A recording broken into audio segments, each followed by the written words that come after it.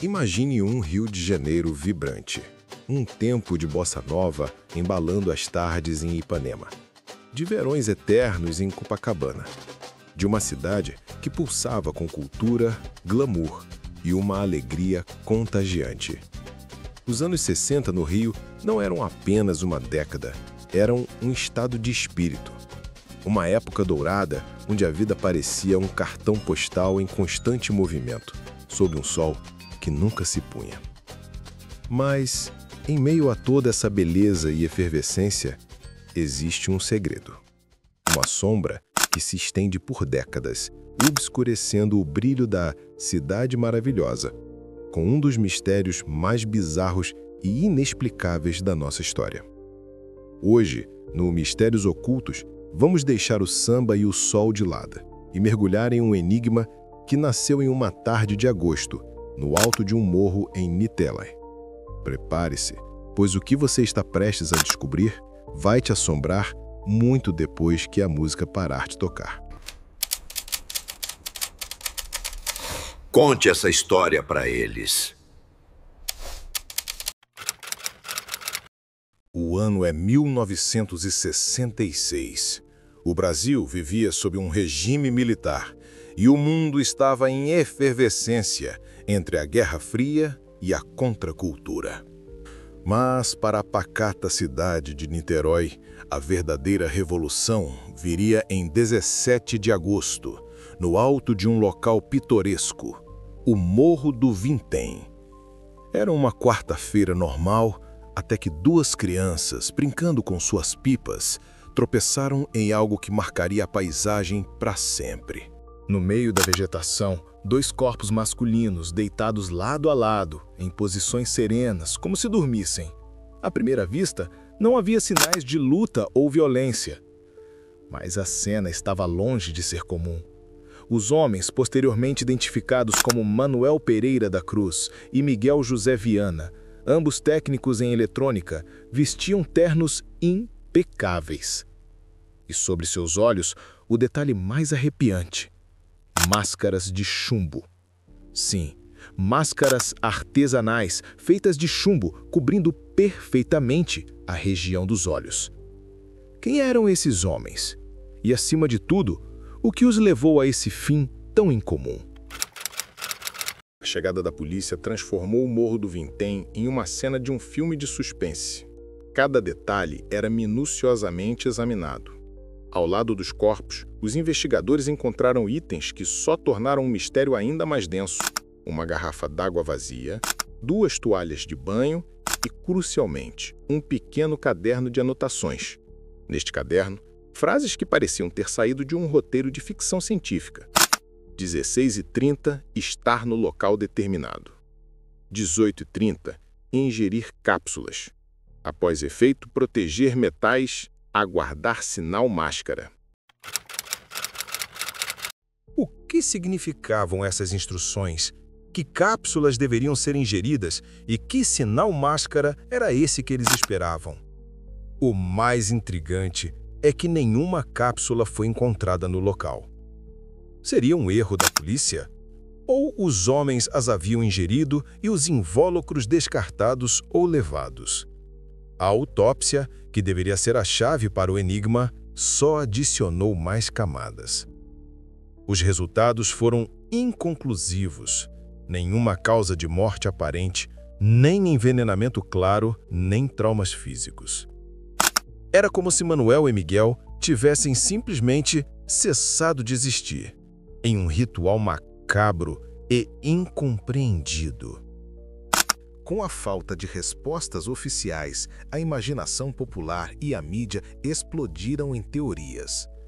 A mais popular, e talvez a mais sedutora, aponta para um contato com seres extraterrestres.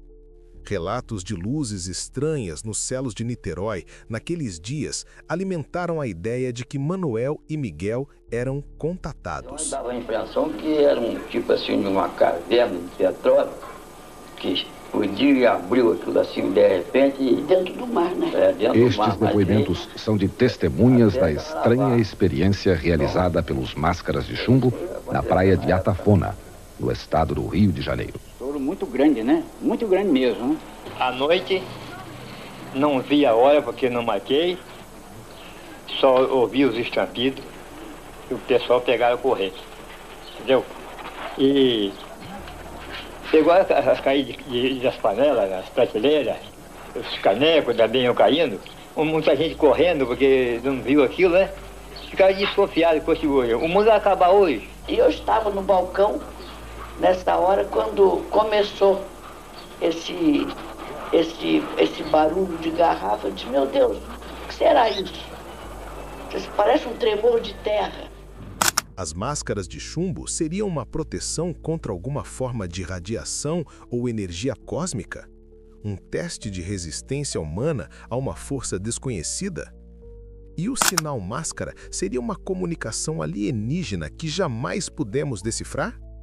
Outra linha de investigação, mais mundana, mas igualmente intrigante, sugeria que os técnicos estavam envolvidos em espionagem. Afinal, eram especialistas em eletrônica, uma área crucial durante a Guerra Fria. O bilhete seria um código, as máscaras parte de um equipamento de proteção ou identificação para um encontro secreto. Teriam sido vítimas de um jogo de poder maior, silenciados por forças que preferiam operar nas sombras? Ou um experimento militar de alguma nação que usou os dois como cobaias? Mas a teoria que ganhou mais adeptos e que parece se encaixar em algumas peças do quebra-cabeça foi a do experimento parapsicológico ou ritualístico. Miguel José Viana era conhecido por seus interesses em esoterismo e espiritualismo, chegando a frequentar centros de estudo sobre o assunto. Acredita-se que os dois estavam tentando um desdobramento astral ou uma projeção da consciência para fora do corpo físico, usando as cápsulas como catalisadores para alterar o estado mental. As máscaras seriam para proteger os olhos, um dos portais mais sensíveis durante essa experiência. Mas algo deu terrivelmente errado, e o que deveria ser uma viagem espiritual se transformou em uma viagem sem volta. A investigação policial se arrastou por anos, esbarrando na falta de provas concretas e nas inúmeras especulações. A família de Miguel José Viana, que morava em Campos, chegou a mencionar que ele havia saído para comprar material de trabalho, mas não deu mais detalhes. Mais tarde foi revelado que Miguel teria se encontrado com um amigo para concluir um experimento antes de ir para Niterói. Esse amigo, que viveu para contar a história, nunca foi conclusivo em seus depoimentos, aumentando ainda mais o ar de mistério. Mesmo com toda a comoção, o caso não avançou. Não havia culpados, não havia uma causa de morte clara, não havia sequer um motivo convincente. O que era para ser uma investigação rotineira se transformou em um símbolo de impotência diante do inexplicável. O expediente do caso das máscaras de chumbo se tornou um calhamaço de teorias e perguntas, um arquivo que, embora fechado, nunca foi realmente resolvido. Mais de meio século se passou. As crianças que empinaram pipas no Morro do Vintém hoje são idosos e a história do chumbo nos olhos continua a ser recontada.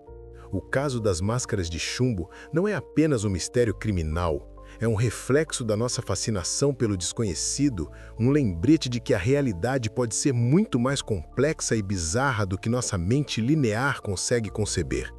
É a prova de que, mesmo com a tecnologia e a ciência avançando, existem portas para o inexplicável que se abrem e que se fecham sem deixar rastros, deixando apenas ecos de perguntas. Será que um dia a verdade virá à tona? Ou será que Manuel e Miguel levaram seus segredos para um plano que jamais poderemos alcançar? O caso das máscaras de chumbo continua sendo uma página em branco na história brasileira, esperando por alguém que, talvez, encontre a chave para decifrar seu enigma final. E você, qual é a sua teoria mais forte sobre este mistério? Foi um contato alienígena? Uma experiência espiritual que deu errado? Ou um crime engenhoso jamais desvendado? Compartilhe suas ideias nos comentários. Não se esqueça de curtir o vídeo, se inscrever no canal Mistérios Ocultos e ativar o sininho para não perder nossas próximas investigações profundas. Até a próxima e que os segredos do universo continuem a desafiar nossa compreensão.